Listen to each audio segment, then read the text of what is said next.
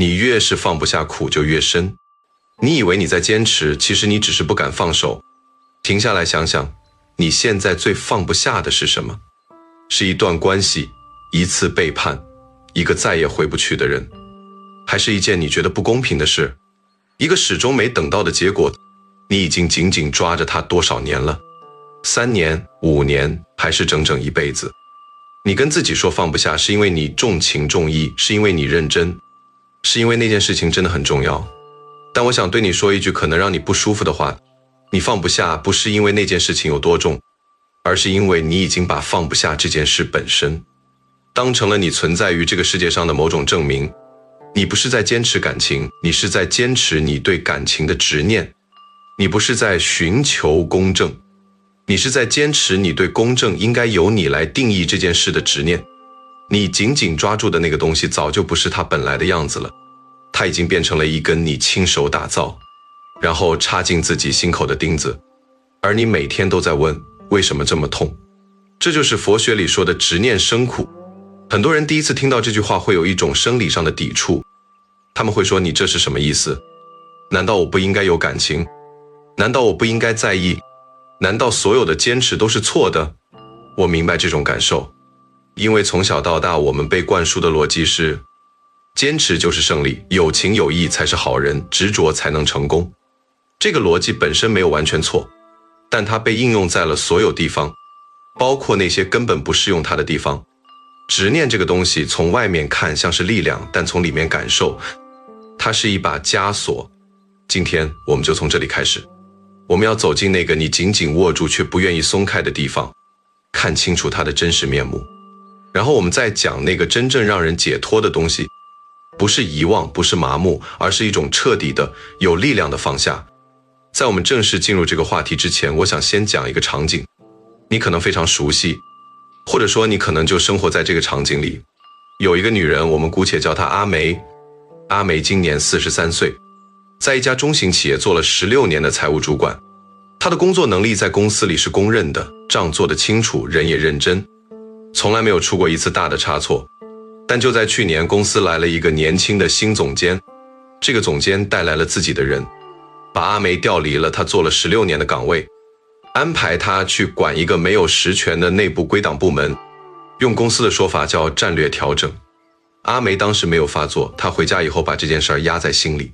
后来整整半年，她每天都在想这件事，她反复在脑海里回放那个总监和她说话时的语气，那种漫不经心的态度，那种把她16年的努力用一句战略调整就轻描淡写带过去的轻蔑感。她开始失眠，开始对身边的人发脾气。她的女儿跟她说，妈妈，你最近老是不高兴。她当时没好气地回了一句，我有什么好高兴的？她的丈夫想安慰她，她却觉得丈夫根本不懂她。半年后，她去医院检查，医生说她有轻度焦虑症，还伴随着慢性胃炎加重，睡眠质量极差。医生问她最近是不是有什么压力，她说有个人对我不公平。医生问那个人有受到影响吗？阿梅沉默了一下，说她现在升职了。医生没有再说什么，但那一刻阿梅自己也沉默了。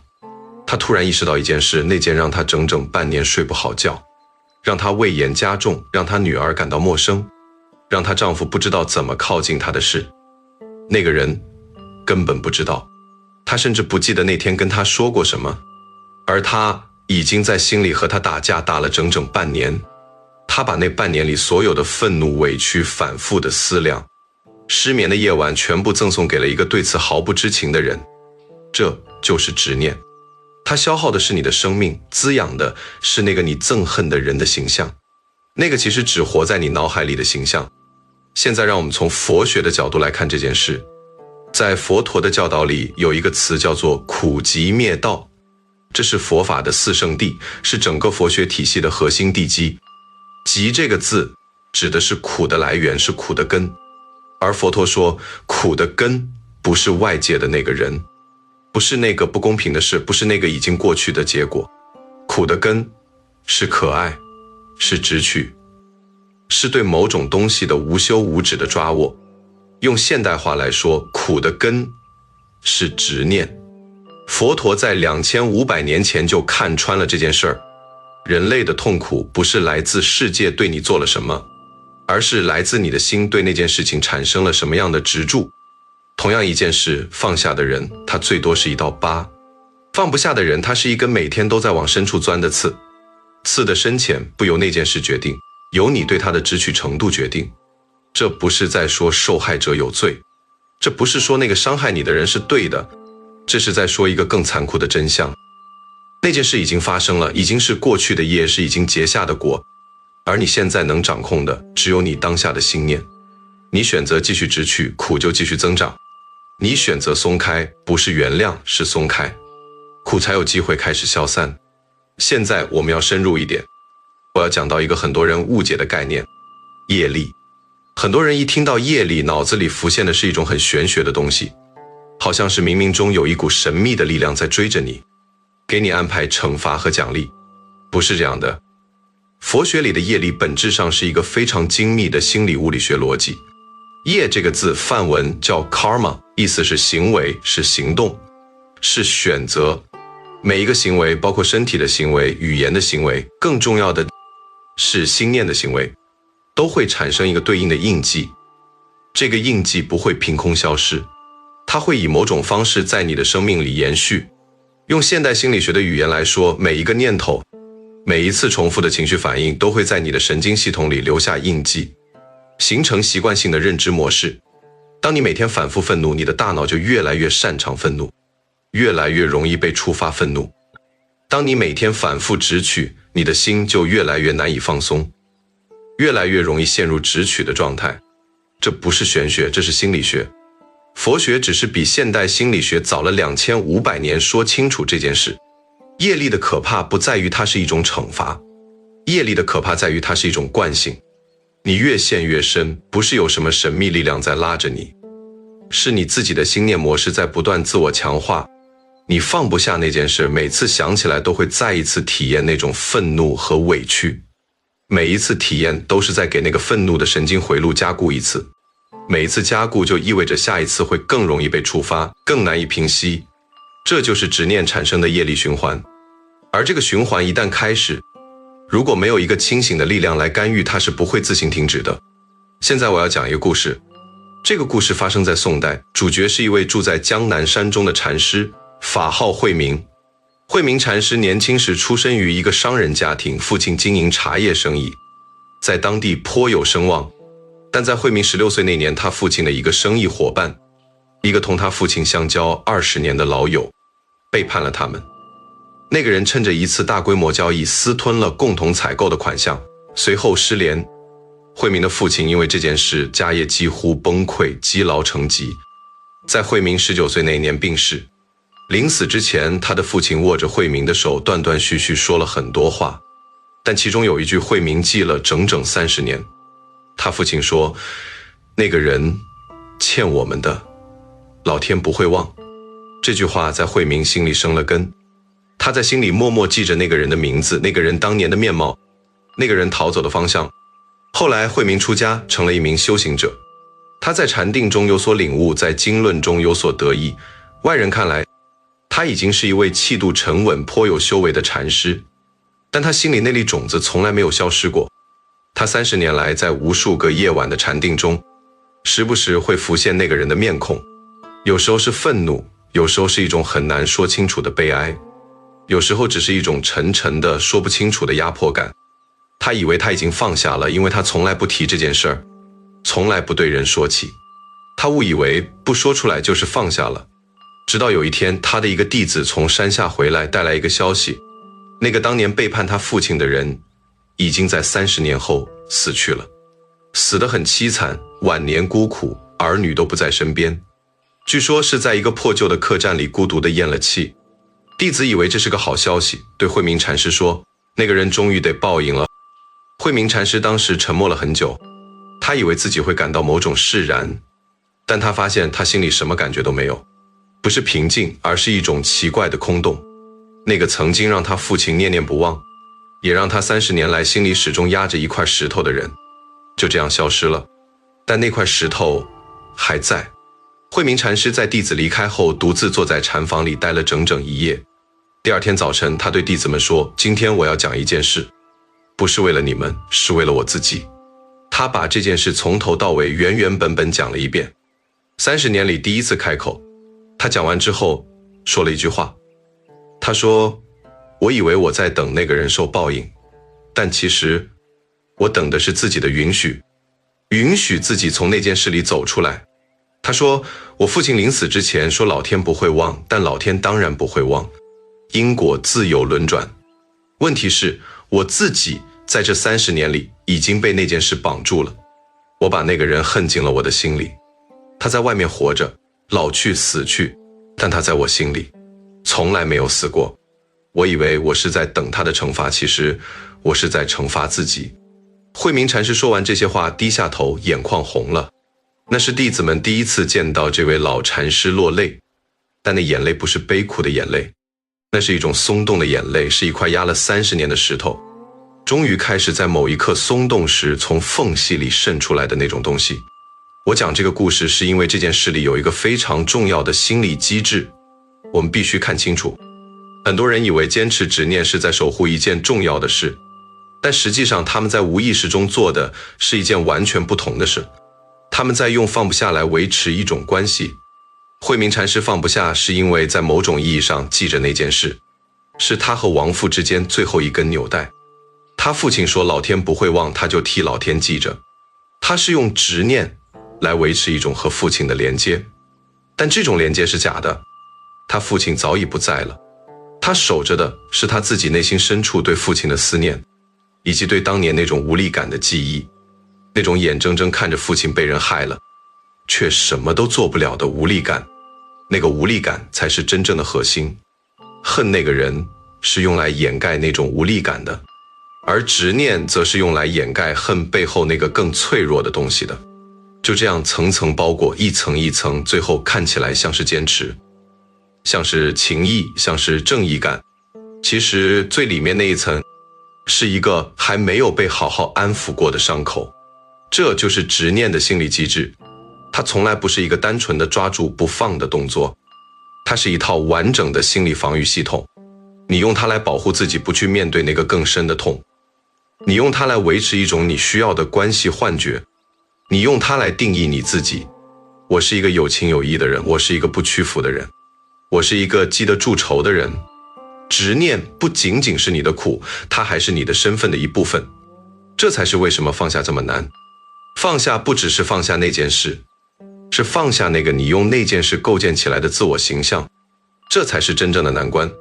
现在我们要讲到佛学里一个更深的概念，叫做心念。在佛教唯识学里有一个说法，一念三千，意思是说每一个念头都携带着无量的可能性。你的每一个念头都不只是一个简单的想法，它是整个心灵状态的投射，它是你当下与宇宙能量交互的方式，它也是你当下业力种子的浇灌。用更简单的话说，你反复在想什么，你就在反复浇灌什么。你反复在想那个人害了我，你就在反复浇灌一颗受害者的种子。这颗种子最后长出来的不是那个人受到惩罚的树，而是你自己身心俱损的树。楞严经里有一段经文极其精准，他说，一切众生从无始来，生死相续，皆由不知常住真心，性净明体，用诸妄想，此想不真，故有轮转。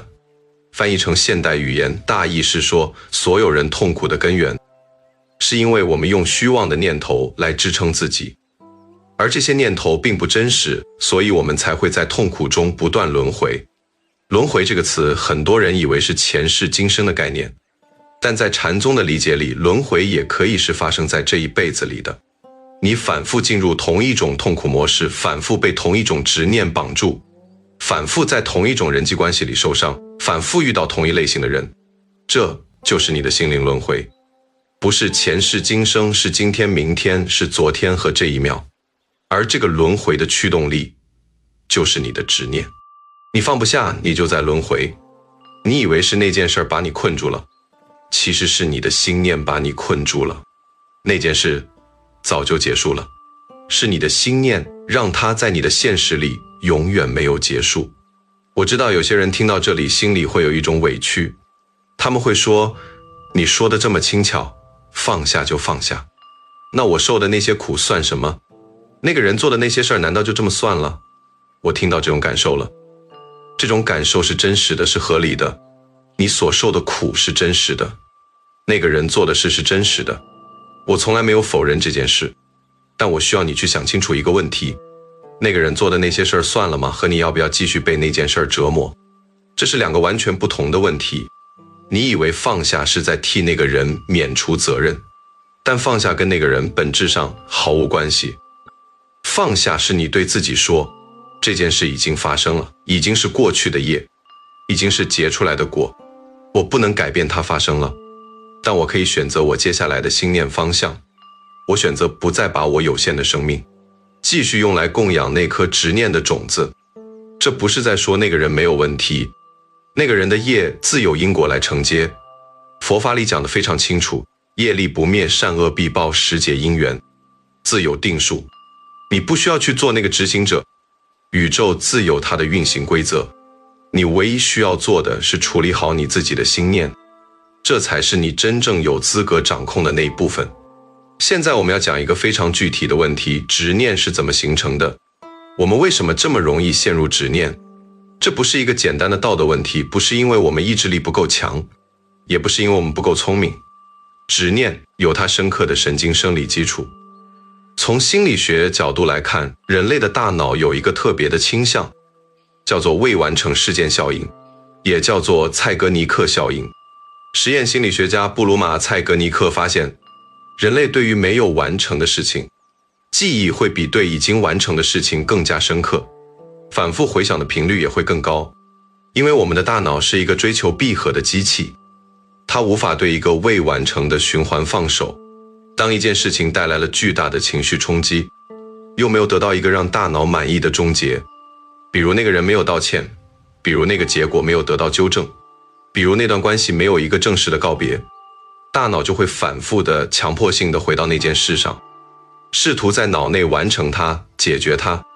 但那件事本质上是外部世界发生的，在外部世界没有得到闭合，在脑内再怎么回放也不会真正闭合，于是就形成了一个折磨人的死循环。这就是为什么失眠的人脑子里总是那几件事在转，为什么你越想努力不去想，越是控制不住。你的大脑在做它该做的事，只是这件事已经超出了它能力范围，所以它陷住了。执念不是弱点，它是人类神经系统面对未完成创伤时的一种正常反应。但这个正常不代表它对你有益，正常的反应可以是有害的。而我们的工作是学会用更高的智慧来干预这个反应，这正是禅学和心理学共同关注的核心。如何创造一个内在的闭合，让那个循环有机会停下来？那么如何从执念里走出来？这里我要非常慎重地讲，因为很多人在这个问题上走入了另一个陷阱。最常见的误区有3种。第一种叫做强制压制，就是告诉自己不许想，忘掉它，过去了，想这个有什么用？这种方法会适得其反。心理学有一个著名的实验，告诉一个人接下来3分钟你不能想白熊，任何事都可以想，就是不能想白熊。结果那个人在接下来3分钟里满脑子都是白熊。压制带来的是反弹，是更强烈的支取。第二种叫做用另一件事来转移，很多人选择用工作来麻痹，用新的关系来覆盖，用消费来填补。这种方法有一定的效果，但本质上只是拖延。执念并没有被消化，它只是被暂时按住了。当那个新的事物也消退，它又会浮上来。第3种是最有迷惑性的一种，叫做把执念合理化，就是不断的给自己找理由，证明我为什么放不下这件事是完全合理的。比如我当然放不下，因为那个人太过分了。比如我当然记得，因为那件事影响了我整个人生。比如我当然不能原谅，因为原谅就等于承认它是没关系的。这种合理化让执念有了一个非常充足的理由继续存在，它把执念升级成了一种原则，一种立场，一种人格标识，这是最难打破的一种。那么真正能让执念松动的方法是什么？我在这里要引入佛学里一个非常关键的概念，观。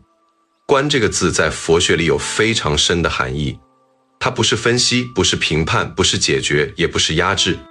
观是如实的看见，是在完全不介入、不抵抗、不强迫的情况下，只是清清楚楚地看见它在这里，看见它的样子，看见它如何运作。用心经里的话来说，就是照见。观自在菩萨行深般若波罗蜜多时，照见五蕴皆空，度一切苦厄。照见就是用一种清醒没有直取的觉知，如实地照出事物的本质。当你能照见你的执念，而不是被执念拖着走，有一件非常奇妙的事情会发生，执念开始松动，不是因为你打败了它，而是因为你终于停止在无意识中强化它了。这就像你手里握着一把沙，越用力握，沙就越往外流。但当你把手掌放平，不再用力，沙就自然停在你手心里了。当然，这里的放平手掌需要练习，这不是一件你听了一遍道理就能做到的事，这是一种需要每一天在每一个当下去练习的内在功夫。现在我要讲一个更深的层次，这是佛学里最精彩也最挑战人的部分，这个部分叫做无我。很多人第一次听到无我会感到困惑，什么叫无我？我明明在这里，我明明是存在的，为什么要说无我？无我并不是说你的肉体不存在，也不是说你的感受是假的。无我说的是你以为的那个固定不变的我，那个有名字、有历史、有立场、有执念的我，实际上是一个由无数因缘条件堆叠而成的动态过程，而不是一个固定的实体。用一个比喻来说，就像一团火焰，你看着那团火焰，你说这是一团火焰，但实际上在这一秒你看到的火焰和下一秒你看到的火焰完全不是同样的火焰，每一秒它都在消耗新的燃料，释放新的能量，产生新的形态。那火焰这个名字指向的是一个持续变化的过程，而不是一个固定的东西。我也是一样，你今天的你和10年前的你和明天的你都不是同一个人。你的细胞在更新，你的想法在改变，你的情绪在流动。我这个字是我们给这个持续变化的过程起的一个名字，为了方便沟通。但当我们把这个我抓得太紧，当我们认为这个我是一个需要被捍卫的固定不变的实体时，执念就来了。因为执念的本质就是我执，我执着于我受到了伤害，我执着于我的权益没有被公正对待，我执着于我的判断和标准是正确的，我执着于我不应该经历这件事儿。每一个执念的底层都有一个我字，当我松动执念，也就失去了根基。这不是叫你消灭自己的感受，也不是叫你不在乎自己的权益，这是在告诉你，那个你以为在受苦的我，比你以为的要轻得多，也要自由得多。当你能感受到这一点，哪怕只是一瞬间，你会体验到一种难以言说的轻盈。那种轻盈就是佛学里讲的解脱的一个味道。让我们再讲一个故事，这是一个发生在现代的故事。有一个男人，我们叫他建国，50岁，退休教师，在一个小城市生活。建国的父亲在他8岁时离家出走，再也没有回来。建国是被母亲一个人拉扯大的，母亲既要工作又要带孩子，日子过得很辛苦。建国从小就恨他的父亲，他恨那个男人的懦弱，恨他的不负责任，恨他让母亲那么辛苦，恨他让自己从小在同学面前抬不起头。后来建国自己成家了，有了自己的孩子，他发誓要做一个好父亲，绝对不让孩子经历他经历过的。他的确做到了，他是一个认真的父亲，也是一个认真的丈夫。在这一点上，他没有步他父亲的后尘。但有一件事他没有注意到，他几十年来始终无法真正享受生活里的任何一件好事。当孩子考上了好大学，别的父母喜极而泣，他只是点点头，心里有某种说不清楚的空洞。当妻子给他过生日，他笑着说谢谢，但内心深处总有一种飘忽，像是有一层无形的玻璃把他和那些快乐隔开了。他去看了心理咨询师，咨询师问了他很多问题，最后问到了他父亲。建国很平静地说了他父亲离开的事，语气非常淡，就好像在讲别人的故事。咨询师注意到这种太平静，他说，你有没有想过，如果现在让你和你父亲面对面，你想对他说什么？建国想了很久，然后说没什么好说的。咨询师说，那你对他有怨恨吗？建国停了一下，说没有了，都过去了。咨询师说，你说都过去了，但我注意到你在说这句话的时候，右手握拳了。建国低头看了看自己的手，他不知道自己什么时候握起了拳头。那一刻，建国沉默了很长时间，然后他说，我以为我放下了，我以为我通过自己做一个好父亲已经赢了，已经超过他了，已经证明我和他不一样了。但你说的对，我没有放下，我用我的一生在和他较劲，我所有的努力都是在对一个不在场的人说，你看，我不像你，我的每一个成就都是说给他一个人听的。那一刻，建国才意识到，他父亲离开了几十年，但在建国的心里，他从来没有离开过，他一直都在，只是建国把在乎包装成了憎恨，把执念包装成了动力。他以为他放下了，其实他把执念藏得更深了。这个故事里有一个非常重要的东西，我需要你特别留意。执念不一定表现为明显的痛苦或愤怒，执念有时候会伪装成动力，伪装成成就感，伪装成原则，伪装成平静。它藏在那个地方安安静静的，但它始终影响着你的一切选择，始终在悄悄地消耗你的能量。建国没有意识到，他所有的成就虽然是真实的，是有价值的，但有很大一部分的驱动力是来自一个他以为已经关上的伤口。这种执念带来的后果不是让他痛苦，而是让他无法真正的在场。他的身体在庆功宴上，但他的心一部分始终在那个8岁时目送父亲离开的孤独小孩身上。他无法真正享受快乐，是因为那个小孩还在，而那个小孩需要的不是更多的成就，是一次被好好看见，被好好接住的机会。这就是佛学里放下的真正含义，不是遗忘，不是压制，不是假装没有发生，而是像一个慈悲的父母把那个受伤的内在小孩抱住，对他说，我看见你了，你当时很害怕，你当时很孤独，这些都是真实的，然后带着他一起走出那个房间。这才是真正意义上的放下。现在我们要来谈一个很多人问过我的问题，如果我放下，是不是就意味着我输了？是不是就意味着那个人赢了？这个问题藏着一个非常深的误解，你的放下和那个人的赢败完全不在同一个维度上，这两件事之间没有任何关系。用一个比喻来说，你被一块石头绊倒了，你很愤怒，你决定永远不原谅那块石头，你每天去那块石头前面发誓你不会饶了它，那块石头就在那里，他不关心你发誓了没有，他不因为你饶了他而减轻，也不因为你不饶他而增重，他只是一块石头。你发誓的那段时间你可以做别的事，但你没有，所以谁输了？当然我知道伤害你的那个人不是石头，是一个真实的有意识的人，这让这件事更复杂，更有情感重量。但在业力的逻辑里，这个核心问题是一样的，你的执念消耗的是你的能量，而不是那个人的。你放下不是让他赢，是让你自己从这个消耗里退出来。那个人如何自有因果，你要关注的是你自己的心念方向。放下是你给自己最大的礼物，他和那个人其实没什么关系。让我们回到佛学里的一个核心修行方法，这个方法叫转念。转念不是正向思考，不是强迫自己觉得那件事没关系，不是贴上一切都好的标签。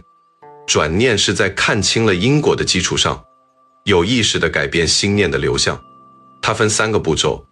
第一步叫做认，认就是承认那件事是真实的，那个痛苦是真实的，那个执念是真实的，不逃避，不粉饰，如实地承认它在这里。这是最重要的一步，也是最多人跳过的一步。很多人还没有好好认，就急着要放，结果什么都没有真正松动，只是把那块石头压得更深了。第二步叫做观，观就是用我们之前讲的那种清醒非直取的觉知，如实的看见这个执念是什么，它从哪里来，它背后是什么样的伤，它如何在你的生命里运作。不是分析，不是评判，只是清醒的看见。这一步需要时间，需要安静，需要某种程度的勇气，因为你要面对的东西可能比你以为的更复杂。第3步才是转。转不是把那件事变成另一件事，而是把你的心念从被那件事拉着走，转到当下这一刻我能做什么，从那个人害了我转到我现在的心念，我能掌控的是什么，从过去的那个结果是错的，转到从这一刻开始我可以如何让自己的心念更清净。这个转不是逃避过去，而是把注意力重新放回到你真正有力量的地方，当下这一刻的心念。金刚经里有一句话，过去心不可得，现在心不可得，未来心不可得。过去的心已经结束了，你无法改变它，未来的心还没有发生，你无法控制它，唯一真实可以工作的是当下这一刻的心。转念就是把你的能量从那个你无法改变的过去拉回到这个你真正能做主的当下。现在我要讲一个关于觉醒的故事，这个故事是关于一个普通人的，不是禅师，不是修行者，而是一个和我们一样生活在烟火人间里的普通人。有一个女人，我们叫她小兰，40岁，开着一家小的甜品店。小兰结过一次婚，婚姻维持了7年，最后以丈夫出轨结束。离婚的时候，小兰的状态非常差，她既没有想象中的崩溃哭泣，也没有迅速重振旗鼓，她进入了一种很奇怪的状态。他把自己完全投入到工作里，每天从早忙到晚，拼命扩大店面，拼命提升业绩。他告诉自己，这是在走出来，在重建自己。但2年后，他发现自己虽然事业上有了很大的进步，但在所有人际关系里都有一种奇怪的距离感。新认识的朋友，他总是不自觉地保持一种客气的距离。有人对他示好，他会礼貌地回应，但内心深处是一种如临大敌的警惕。他谈了一段新的恋爱，那个男人各方面都很好，对他也很真诚，但小兰发现自己无法真正进入那段关系，总是有一种飘忽的感觉，像是他的一部分始终站在那段关系的外面。最后那段关系也结束了，那个男人说，你对我很好，但我感觉你不在这里。小兰当时没有哭，但那句话把她击中了。她那天晚上一个人坐在店里，关掉所有的灯，在黑暗里坐了很久很久。他第一次允许自己去想那件事，那段婚姻，那次背叛，那个他以为的我已经放下了。他发现他根本没有放下，他只是把所有和信任、亲密、被珍视相关的感受全部关在一扇门的后面，然后把门焊死了。他以为这是保护自己。他后来说，那一刻他感觉自己同时看到了2件事，一件事，那个伤害了他的前夫和他一样，是一个被自己的习气和弱点推着走的人，不是一个魔鬼，只是一个没有在对的时候做出对的选择的人。另一件事，他自己用2年的时间把自己藏进一座有努力砌成的堡垒里，以为这样就安全了，但其实他把自己也关在了里面。他在那个黑暗的店里哭了很久，不是委屈的哭，是一种像是有什么东西终于松开了的哭。后来小兰说，那一夜是他觉得真正意义上的第一次放下，不是因为他找到了完美的答案，不是因为他想通了所有的道理，而是因为他第一次真正的看见了自己。他看见了那个被关起来的部分，看见了那道把自己和生活隔开的玻璃，然后他从里面轻轻地把那扇门打开了一条缝。他说，那一刻的感觉是，我不知道外面有什么，但我知道我在这里，我还在。这种我还在的感觉就是他的觉醒的起点。觉醒这个词听起来很宏大，很遥远，好像是某种神秘的宗教体验，但在真实的生活里，觉醒往往发生在非常平凡的时刻。它发生在你第一次意识到你的执念和你以为的那件事其实没有什么关系的那一刻。它发生在你第一次看见原来你紧紧抓着的是你内心那个伤口，而不是外面那件事的那一刻。它发生在你第一次感受到，即使那件事从来没有得到一个公正的结果，你还是可以选择放开那个抓握的那一刻。觉醒不是一个终点，它是一个开始，它是那道裂缝里透进来的光。就像鲁米那句被广泛引用的话所说的含义，伤口是光进来的地方，你曾经受过的那个伤，如果你能真正的去看见它，它不只是伤，它也是你进入更深处的入口。我们走到了这篇长谈的尾声，我想用一个画面来结束这一切。想象你站在一条河边，河里的水在流动，永不停歇。你看到河里有一片叶子，是你在意的那件事，那个执念。你的第一个冲动是跳进水里，把那片叶子捞出来，好好看清楚，好好处置它。但每次你跳进去，水流会带着你离开你想站的位置，你被水流冲着走，越来越难以看清那片叶子，越来越难以回到岸边。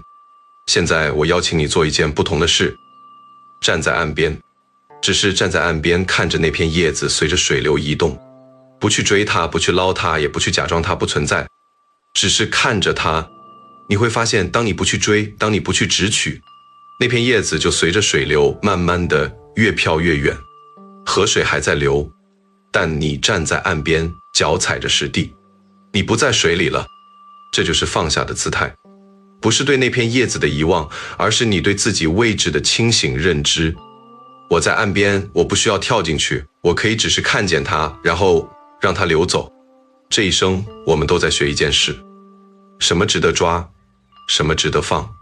多数人以为越重要的事越要抓紧，但真正的智慧告诉我们，越是能放下的人，手里能握住的才越真实，越长久。放下不是失去，放下是清空。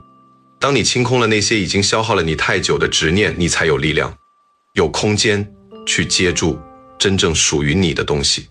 那些真正属于你的东西，真实的当下，清净的心念，还有你这一刻还在流动的生命，他们一直都在，只是当你的手始终握着那个旧伤，你就没有办法感受到他们。现在我想请你做一件事，不用立刻回答，不用立刻行动，只是在接下来的今天，找一个安静的时刻，问问自己，我现在最放不下的是什么？我抓着它已经多久了？那件事真的还需要我继续抓着吗？如果我松开手，我会失去什么，又会得到什么？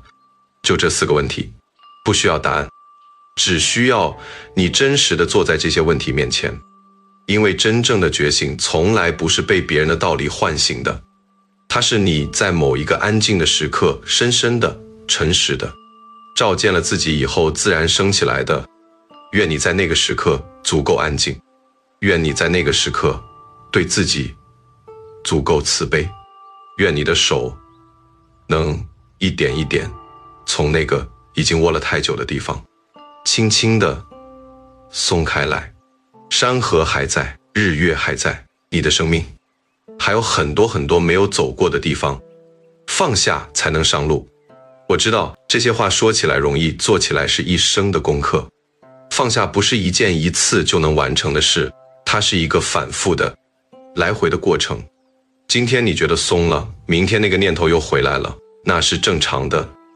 不要因为它回来了就觉得自己失败了。每一次你注意到它回来了，每一次你能清醒地看见它又来了，而不是立刻被它吞没，那就已经是进步了，那就已经是一种很深的觉知了。在佛学里有一个概念叫做精进，精进不是急着往前冲，而是每一天都在这个方向上，哪怕只是一小步，依然迈出来。你今天愿意在这里花这么长的时间听我谈论这些，这就是精进，这就是你给自己最好的礼物。我们下一期见。